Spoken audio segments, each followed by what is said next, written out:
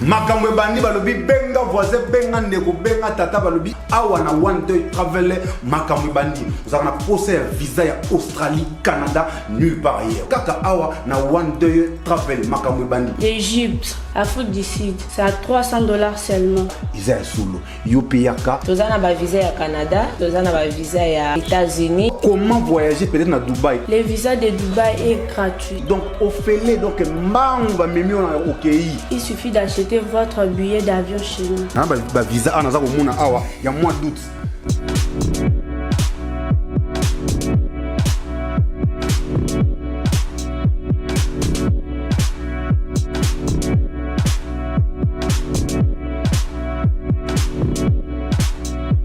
Awa nde makamba visa efandi donc naza nango awa nde boza komona awa nyonso ezali même bato ya mosala maboko ba plombier oh non za mamligablo na esimbaka te maintenant yaka siko ba osala eza ya nyongo basalo ya nyongo yota ngokoma kuna ozwina mosala ozana mosala maboko moni ke non awa ezo simba so te faut que les banda ba permis de travail ezali yoka lisulu.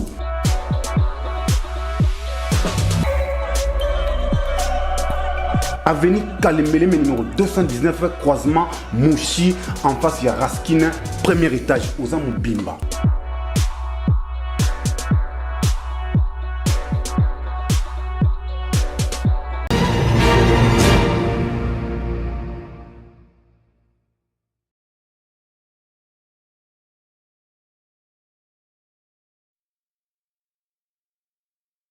Bon, voilà mes abonnés. Je suis fier de vous. Je vous dis merci parce que vous êtes les plus heureux d'avoir choisi la bonne fréquence que moi j'appelle la fréquence des éclairés. Une fréquence qui partage les informations avec lucidité et patriotisme. Merci à tous ceux qui me font confiance malgré les temps difficiles traversés. Nous continuerons davantage à partager les informations avec vous de la bonne manière pour que ces chemins soient un chemin bénéfique à nous tous. Bienvenue sur Debout Congolais, c'est Samba Olonga. Batebele balingaka lopote belete donc soko yo ki moi français comme moulayi Samba Olonga ba émission na yo na sepela kezala kaka na lingala. Wana yo komi kokota ba français milayi boyeza kitoko te bon. Nous n'avons pas choisi les français, il est venu à nous comme langue officielle. Donc, bandeko mususu pe bazali banda balobaka. Bosala ka banaliza kitoko, il faut bolobaka ngope na monoko oyo eza compréhensible pona ba paya oyo balandaka biso bazala pe na idée to pe opinion sur ba information ya mboka na biso bazala na idée ya makambo ezo ute pa na biso moko. Donc voilà pourquoi des fois nous sommes bilingues. Ngai personnellement na lingaka koloba lingala. Na lingaka pendana pesa d'analyse na ngana ba information na lingala. Mais voyez que on n'a pas le choix.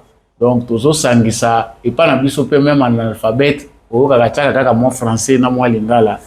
Donc pas de souci, vous êtes en direct sur la bonne fréquence, la fréquence des éclairés. Saint-Esprit lokola koti makambo yo sait que tokomona makambo ya elengi.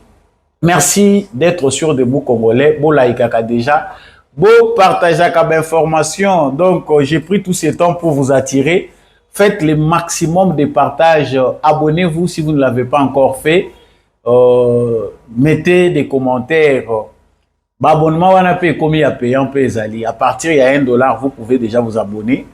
Na compte ya Samba Olonga, vous allez couper ça $1. À partir de $1. Ceux qui vous ont 1000, vous payez $1. J'ai $1000. Si vous avez 2000, j'ai $2000. Au pas azoka kokoka couper ça $1 te a kokokate mazana makasi a couper ça plus ça peut singa. Donc c'est comme ça que l'information ne peut pas être truquée. Ceux qui truquent, ceux qui bino bozali kofuta encre bino moko. Ceux qui encre les a payés par des malfaiteurs.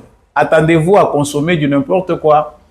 Donc, on est à la façon pour introduire Bino Lelo, et ça pour la Bino Tangote, mais c'est ça la famille. Nous partageons les bonnes idées ensemble. Vous pouvez aussi m'aider pour que cette émission aille de l'avant. Likez, partagez, abonnez-vous. J'entre maintenant dans le vif des sujets qui est l'actualité d'aujourd'hui. Sangwali Bosso, Tokolobela, Ezali, Premièrement, nomination au président Tshisekedi Félix Asali a nommé conseiller, conseiller spécial, il y a président en matière de communication. Na Combo, il y a monsieur bienvenu Ilambo. Yé Azali Mutoyo, Aza chargé à coordonner ma communion sur Italie communication, il y a présidence de la République. Parce que ça sango ya motuya to beta mabaku mingi pona kolobela likambo ya communication ya présidence ti lelo kino na visite ya émir ya Qatar donc na RTNC na présidence on dirait balala ka mbetu moko na lobela ngo siko yawa biso pe munoko etoboka sango yango tozozana ka misala dikola kolobaka mingi. Bienvenue la mo félicitations na yo messieurs les conseillers spéciaux du président de la République. Nous en parlons tout à l'heure dans cette émission. Il y a beaucoup à boire et à manger dedans.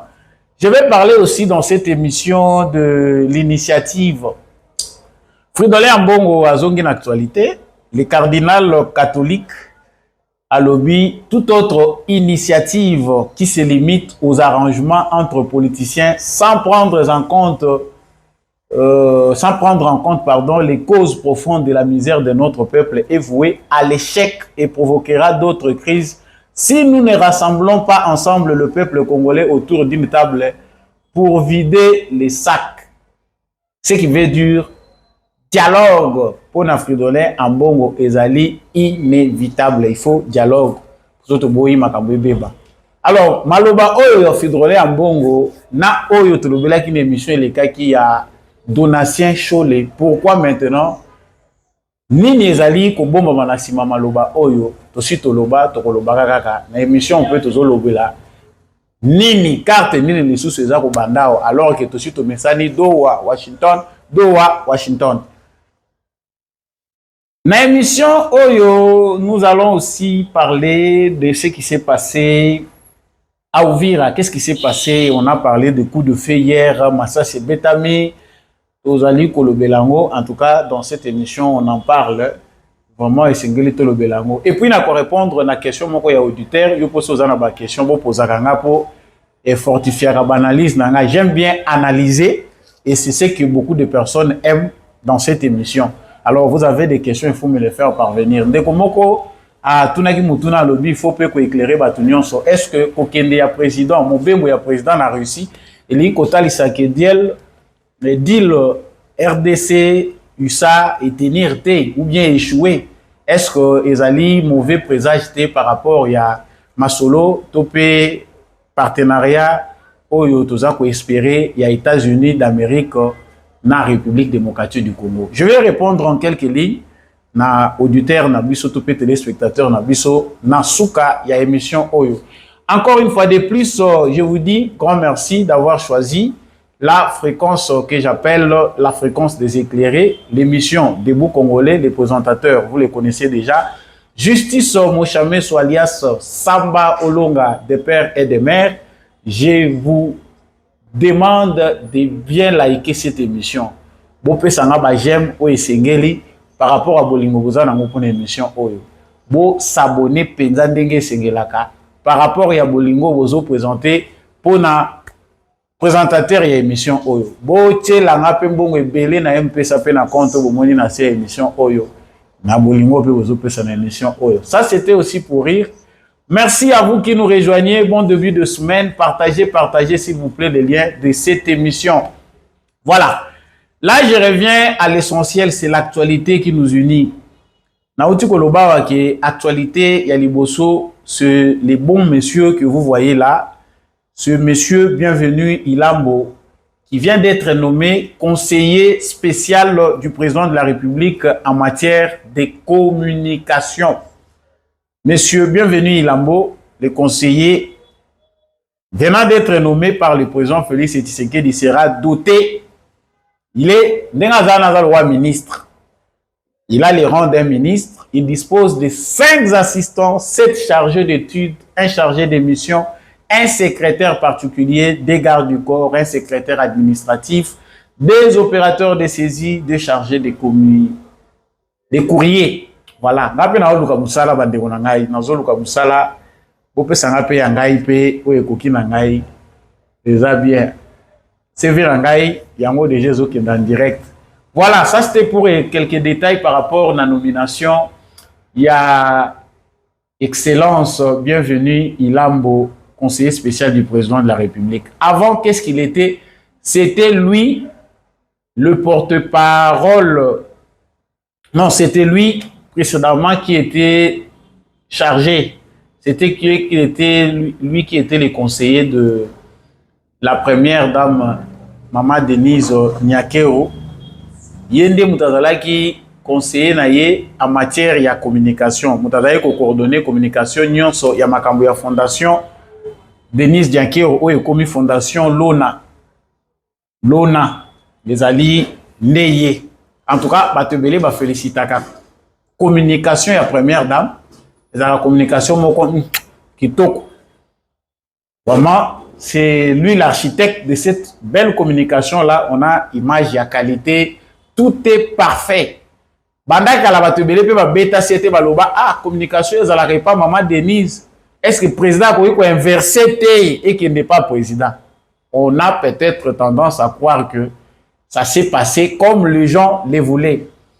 Alors, donc, et là, il y a que Mouto a nommé chargé, conseiller chargé, il y a communication, il y a président de la République, il y a Mouto porte-parole, il y a président adjoint, il y a ensemble, il y a service à communication à présidence, basé placé sous supervision.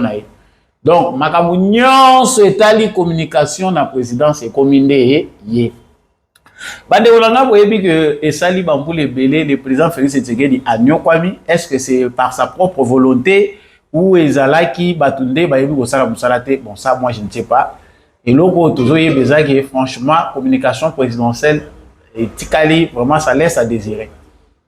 Ça fait beaucoup de temps qu'il est déjà créé. Vous voyez même à ta discours il y a président de la République à ko sala boye. Bozo noter kaka ba imperfection tout le temps. Awa Emira Katara ye, c'est comme si bandoki a communication na présidence na ya RTC basanganaki. La beauté du Mongalima, ce qui devait être donné, transmis et ce qu'on a vu. Binomo bomonaki vidéo ya baninga ya makambo ya Qatar. Makambo esalami na Qatar, oyo esalami na mboka na biso moko mbota la présentation oyo ba Qatari ba pesi pona Emir na bango ndinga yaki na Congo. Na oyo biso RTNC a pesi biso, na oyo pe présidence pe atieli biso. Yesu na ngai. Moi je pense que vraiment il faut lui donner du pouvoir d'essayer de réformer. Il y a des gens qu'il faut Batumusus peut-être bazan nommé par relation par bon naza nanga mutema mabete boya ko yinanga naza pe na ba vie na biso baza ko travailler na communication na présidence boya ko lobaki o biso toza biloba loba to lingi binote bon. Nous faisons des analyses, hein, les commentaires sont libres, vous avez le droit de nous contredire. Mais la qualité de votre travail ne plaît pas, surtout aux amoureux de Félix Tshisekedi. Le peuple en général, il n'a pas occasion à travers cette communication-là. Le président fait beaucoup de choses. Le président veut communiquer à travers sa présence, sa façon d'être. Mais ceux qui sont chargés de gérer cette communication-là, bah, ça a l'impression qu'on a vraiment été. Makabwe koma kate pende se place esengeli koma. Ils en ont raté mingi. Alors, c'est peut-être ça la raison qui a fait que le président de la République puisse rapidement recourir au conseiller qui était chargé de la communication de la première dame, notre maman Denise Nyakero, à l'obité. Ou bien maman yemo mutalobité, to lebi pe makambo ya situation to lembi ango. Zwana nou ye bo travailler na nou na yu. Ça peut se faire parce que la première conseillère de notre président de la République, c'est maman Denise Yemoko. Moi, si aza conseiller à Liboso à Mobali na yu. Donc, moi, je pense que les choses se sont faites peut-être de cette façon-là parce qu'à Outi Koto na loboko ya maman, aye malamoko bacheye. Papa, wana bacheye. La communication aussi, même si tu zoko loba, la communication à maman Denise ezali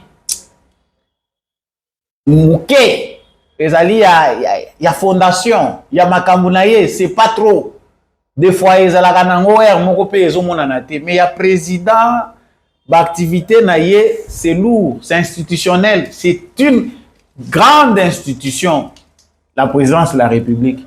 Wano koti li Boulouman Zengele, Excellence, monsieur le conseiller spécial du président de la République, biso elo otoye bisayo to accompagner déjà na prière. Bayaka la makanisa malamu, batambola malamu baye balobi na ko impressionner, je ferai. Ils ont fini par être chassés. Tumoni ba Eric Ngindu baleki wana, tumoni batu baleki wana, on a nommé, mona epe mama na biso moko pa utaye kozala nommé awa. Ah, tout le banini na Congo. Le problème du Congo aussi quelque part, c'est ne pas oh biso to kanisaka, l'intelligence, les diplômes, les compétences, non. Il y a un cas sérieux, discipline des abisso de société. Il y a un problème avec la discipline, il y a un problème avec le sérieux, la probité morale. Donc, à tous les gens qui sont très intelligents, tant que tu as intelligence, on dirait pumbwe. Pour ce que tu as le chango na moyibi na kozila mbongo wapi na kozila ozu musala au second rang. Tu ne feras rien de spécial. Félicitations, monsieur le conseiller spécial. Bienvenue, Ilambo. En tout cas, toutes les bonnes chances pour vous. Bisope va servir Zali, toza koluka musala. Bo chabisope na maboko et ozala malamu mbongo ya communication ba communicateur oyo bazali ko communiquer na régime Tshisekedi balelaka kaka. Aidez-nous aussi à voir clair sous cet aspect là. Nazo tambola ba ko ba mangali banga na mutu mais nazo zelo côté. Bo aider bisope sur dans ce sens là, dans ce cadre là, former aussi des bons communicateurs bato oyo ba ko sauver régime Tshisekedi na opacité oyo ezali créer na communication. Ce n'est pas seulement toujours bon, maman Denise, bo renforcer batu kaka ba oyo kabilatika batu ya matérialiste. Il y a de jeunes gens intelligents qui ont combattu, qui ont mené les combats qui a fait que Félix Tshisekedi a comme président de la République, qui ont besoin de formation, d'encadrement, de soutien aussi. Kaka ba oyo baza sur terrain, c'est mieux de forger les gens qui partagent déjà votre vision. Et éviter rappeler babitumba mususu. Sango ya mibale naza kokota wa ezali makambo ya Tata Cardinal Fridolin Ambongo Bensungu. Alimwaki azali koloba su makambo politique te metomoni rentrée politique et uti ko salema.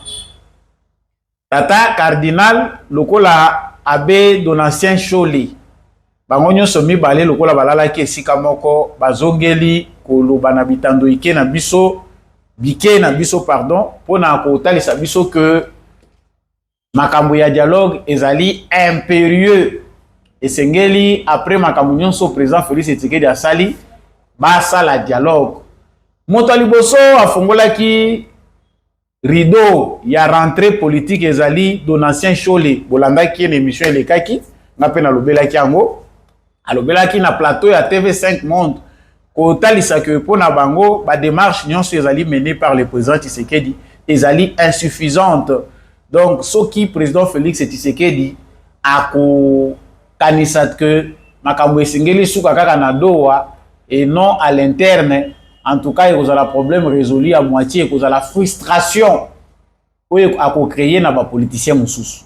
Donc pour Donatien Chole, c'est déjà pressant pour que le président Félix Tshisekedi ouvre la voie vers les dialogues MAD. Balobabenga ki eloko na bango ngonini bino pe boyebi actualité makamuse aussi ma pacte social na bango. Donc bazoko luka dialogue na format oya bango oyo kosangisa acteur politique nyonso. Ça c'était Chole. Et hier c'est au tour de Fridolin Ambongo, le cardinal, qui à son tour dit quoi? Je lis pour vous.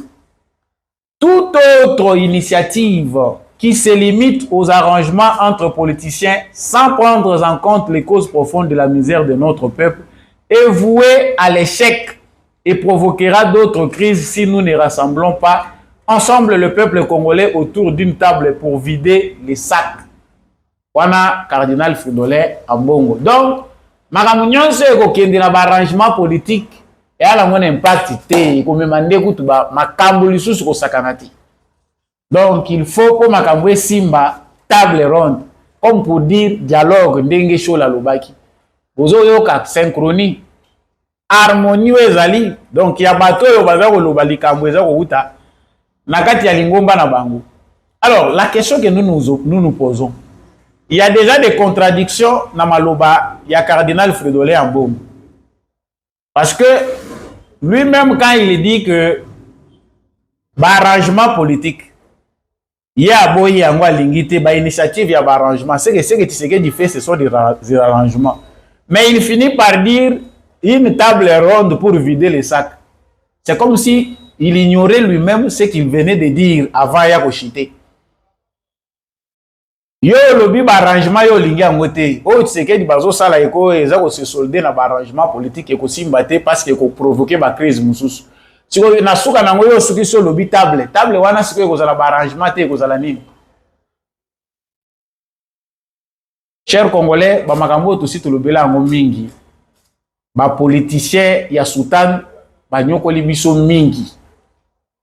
Et ça peut important pour biso ba musu tozo tambola la balabala tozo ko mona bande konde bazo tambola kana ba drapeau c'est que nanu ba comprendre le logo moko te sur ce qui se passe.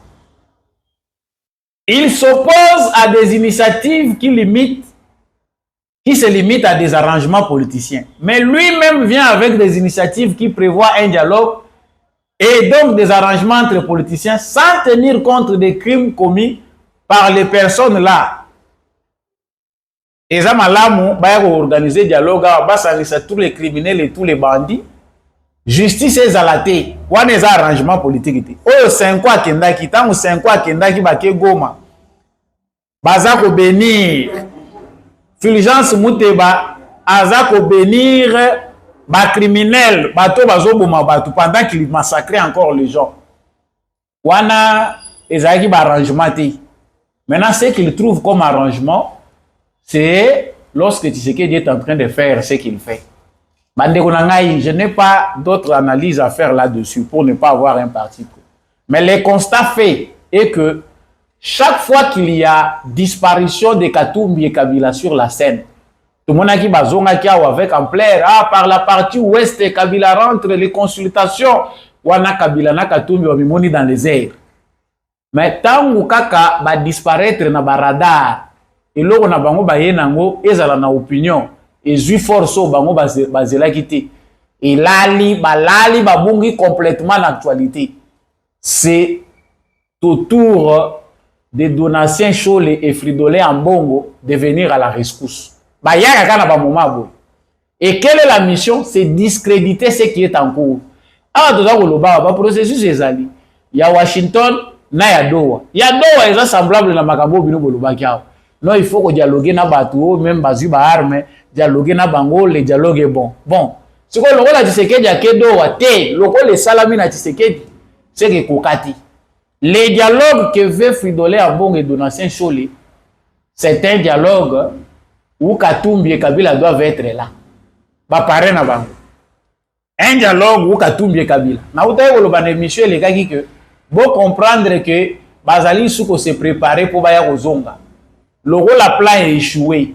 Botimbeli bango ndenge babongisa ki makambo na bango ndenge nini bazaye ko s'arranger Kabila Katumbi Senko tout ça ba panzani ale bake usuko ko se organiser na concept ya sika bazoya ozonga lisusu kaka mais dialogue mais tolingi Senko et cc basangisa biso ba pesa biso ba yebisa ki bino que c'est Tshisekedi le président et Tshisekedi n'est pas loin. C'est un démocrate, il reçoit tout le monde. Vous avez un problème, allez voir Tshisekedi. Mais Tshisekedi, il faut un homme fort. Ayakoya. Mais depuis tout ce temps, il fallait déjà que cet homme fort-là, Azala déjà ça, Zumakachi. Ça, c'est une démarche déjà vouée à l'échec. Dans ces rapports de force que veulent les dirigeants de l'Église catholique avec Félix et Tshisekedi, ils seront perdants. Parce que Moutouazan a pouvoir Azaraka na longueur d'avance. Et surtout que Tshisekedi a un large soutien populaire. Na contexte où Azaraka compliqué. Kabila Koutazaki na soutien populaire a compliqué Bissot au long de 2016 à 2018.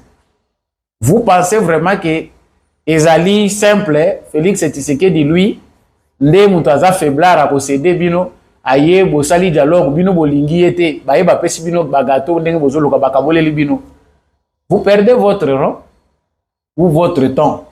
Donc, l'absence de Joseph Kabila et Moïse Katumbi, c'est Cholé et Ambongo qui prennent la relève pour baya ozongi sa sujet à ce cas d'actualité, non dialogue et à 5 ans. Les messages, c'est nous qui vous la donnons, les donnons. Les messages, hein, retenez que les dialogues, ça sera après le mandat de Tshisekedi, parce que la Constitution n'a pas prévu un dialogue. Ceux-là qui veulent qu'on s'assoie autour d'une table, sont-ils rebelles? Ne connaissent-ils pas les élections? Est-ce que bateau baza kolinga keto vanda poto solo là? Baza ba rebelle, bango pe baza na mandoki. Ou bien bango pe intention na bango ezali ke mboka mumbe s'embraser pour trouver raison ya koya ko vendre.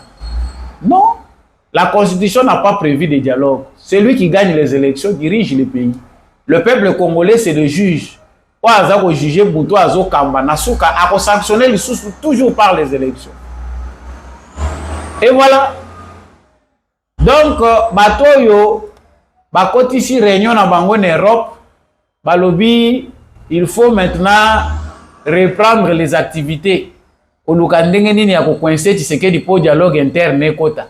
Togo kende na makambo ya Togo te, il faut basango ba bongisela biso dialogue. Basango ba komisi Congo COP na bango. Chaque mandat un dialogue, chaque mandat un dialogue. Donc bino ti mokolo bokufa Congo ekozalaka na ba crise. Pour que vous venez comme des états de sapeurs-pompiers, comme état de médiateurs. Et ça, COP na bino. COP wana, visiblement, pe Tshisekedi, azo bomagango DG, c'est aussi là. Donc, orchestre, yambongo na donatien chole, babenga gangoka na ba événement politique. Ils synchronisent leurs actions. Musique na bango babetaka bien. Soki bamoni public elingi lala, bamoni ba sponsor na bango balingi balala, ba matisi ndule. C'est ce que nous sommes en train de voir là. Donc, dans les plans de délégitimer les initiatives prises par Tshisekedi, tant que Tshisekedi a collaborer avec les Américains pour que tout le Kakimia, Fridolin a bon abandi ko s'attaquer na ba Américains. Basa la doa te. Donc, binonde mutubo simbi monopole ya ba solution. Hey. Chers Congolais, réveillons-nous pour mettre fin à cette aventure. Voilà, pour cet autre point que nous allons encore aborder ici avec vous, l'armée congolaise réaffirme avoir établi l'ordre après les affrontements de nuit qui ont eu lieu entre quelques éléments incontrôlés de volontaires pour la défense de la patrie et l'armée régulière. Monaki Basango Panzanaki Balobi que na Uvira, il y a eu des affrontements, il y a eu des détonations la nuit. Les alliés Makambo liés na ba éléments oyo baza incontrôlés. Vous savez que j'étais à la limite tant on a coupé ça une fois awa. Information que il y a toujours une limite dans les relations qui lient les forces loyalistes, les forces armées de la République démocratique du Congo et les volontaires pour la défense de la patrie. Parce qu'il y a aussi des bandits au bazako kota na makambwana bazali disciplinés à Tamukete. Malheureusement, ces échanges-là de tirs entre un militaire FARDC na volontaire pour la défense de la patrie ou Wazalendo et occasionné 4 morts, dont un FARDC, 2 éléments Wazalendo et un civil innocent, 14 blessés. Donc, unité, il y a Panthère, il y a FARDC, Ndemoutou, Basali Nyon Sopona pour rétablir ordre. Et Sengeli Bande qu'on a vu sur Wazalendo, que quand vous improvisez dans les domaines de la sécurité, conformément à notre constitution, pour sécuriser ou défendre notre patrie, la discipline doit être aussi au rendez-vous. On ne peut pas forger une bonne stratégie dans l'indiscipline. Et Simbakate, C'est l'indiscipline qui fait que nous perdions certaines batailles.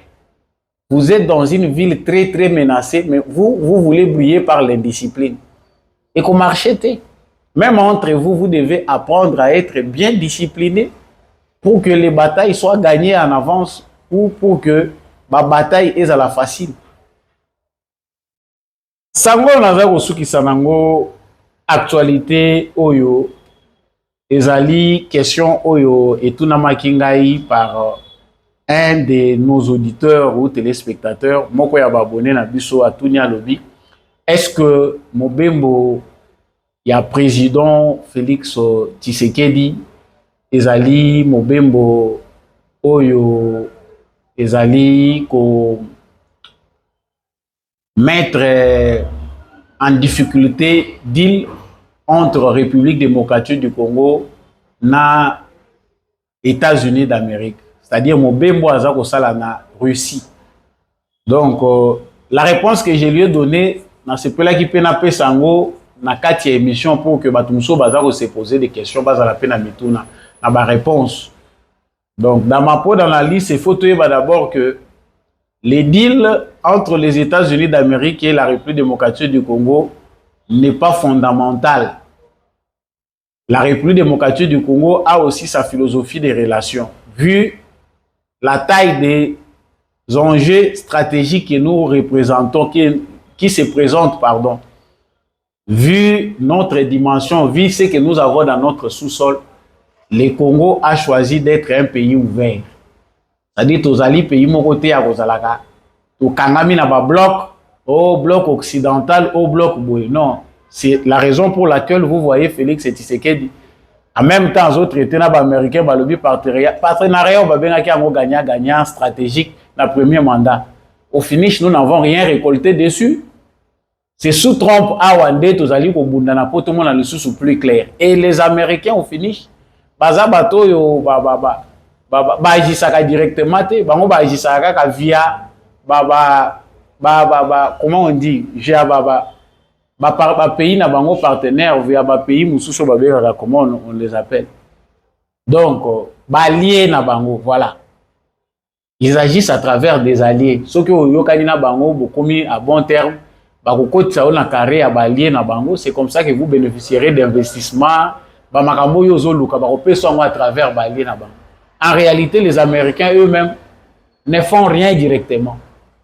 Ils ont mobilisé propagande, comme ils ont des relations par-ci par-là. Force na bango ezali na contrôle ou bazali ko contrôler ba puissance sous. Alors, biso deal na ba américain au Félix Tshisekedi azui ezali hautement stratégique. Le fait d'avoir impliqué les États-Unis comme puissance dans cette aventure, c'était d'abord pour nous stopper l'hémorragie et en cours. Pour la bataille, c'est la désordre. Mais si la RDC s'arrêtait aux États-Unis d'Amérique et que les deals étaient nous n'allons pas terminer le problème et belé des sous. Voilà pourquoi, sous Trump, le rôle de Trump a ouvert. Avec Donald Trump, la Russie ne représente pas vraiment un danger. Il y a une administration Biden qui est présentée. Avec Trump, vous verrez que les relations entre États-Unis et Russie, ils ont un peu, donc on a moins de problèmes. Bon, cela peut être aussi une occasion pour que Félix Tshisekedi puisse solidifier ses relations avec la Russie. Nous ne traitons pas qu'avec la Russie, ce qui est la stratégie à Tshisekedi. Nous traitons avec beaucoup de pays. Dans le cadre de la diplomatie sécuritaire, le Congo va dans tous les sens. Trouver des alliés stratégiques. Les pays qui ont développé des relations solides pour renforcer la sécurité. Alors, on ne peut pas s'arrêter seulement juste sur les États-Unis parce qu'on a un deal et que ce deal-là n'est pas paradis. Non. Et Félix Tshisekedi n'a pas non plus tourné les dos. Et comprenons aussi que le deal américain est très combattu. Ils allaient très combattu par ma partenaire Moussous, la République démocratique du Congo. Les autres pays, les autres organisations continentales, l'Europe, l'Union européenne, ils allaient contre deal RDC, États-Unis. ba France, ba pays ebele baza contre deal wana. Alors, même ce deal là qui est stratégique, très combattu, Félix Tshisekedi a dit qu'il faut pas me mango jusqu'à bout. Mais entre-temps, il faut aussi solidifier, il faut aussi tisser d'autres liens, d'autres partenariats, avoir aussi d'autres alliés, parce qu'on ne sait jamais. Voilà ce qui peut être une analyse pour nous calmer bateau bazo kanisa na Russie, Tshisekedi azo kende pour makambo baby na États-Unis. Sauf imprévu, le président Félix Tshisekedi pourrait quitter de là pour aller aux États-Unis d'Amérique afin de finaliser makambo susu oyo makambo ya ba accord oyo ezali présenté. Et surtout là, il y a encore matière. Merci Nabande Konyon Sobolandi Biso de partout à travers la République démocratique du Congo. Merci Nabino Nyon Sobolingaka émission Oyo. Beau liker, beau partager l'émission on a ba voisin. Dites-nous ce que vous en pensez dans les commentaires. Comment vous appréciez mes analyses. En tout cas, le simple soutien que vous pouvez faire, c'est d'aimer, de partager, de vous abonner si vous ne l'avez pas encore fait. Et vous voulez apporter votre soutien financier ou matériel, le numéro est en bas de votre écran, les comptes bancaires sont là, les numéros M-Pesa sont là pour M-Pesa. En tout cas, tout est à votre disposition. Grand merci à Maman Lisette Mombendou, grand merci à l'homme de la vérité des urnes, Jean-Louis Timbalanga, grand merci à Papa Michel Lumakaso, Papa Maurice Okikangala, merci à Maman Rose Sirikari et Maman Bilbilonda, Matondo Mingi, na Papa Paulin Chika, Matondo Mingi na bandeko nyonso bolingaka émission Debout Congolais, Samolo Malingi Bino, Mingi. Ngai na bino na banza, tozokutana prochainement na émission Mosusu. Au revoir.